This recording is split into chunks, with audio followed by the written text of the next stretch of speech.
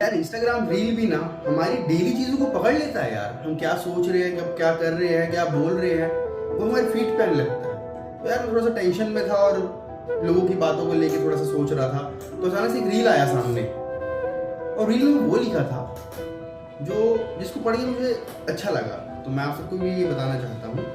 उसमें लिखा कुछ यूं था, थोड़ी हिम्मत रख अपनी बात रख, थोड़ी हिम्मत रख अपनी बात रख, कोई ना सुने तो ऊंची अपनी आवाज रख। थोड़ी हिम्मत रख अपनी बात रख, कोई ना सुने तो ऊंची अपनी आवाज रख। ये खुदगर्ज की दुनिया है, ये खुदगर्ज की दुनिया है, सबको अपनी पड़ी है। ये खुदगर्ज की दुनिया है, सबको अपनी पड़ी है, तेरा कोई नहीं रखेगा।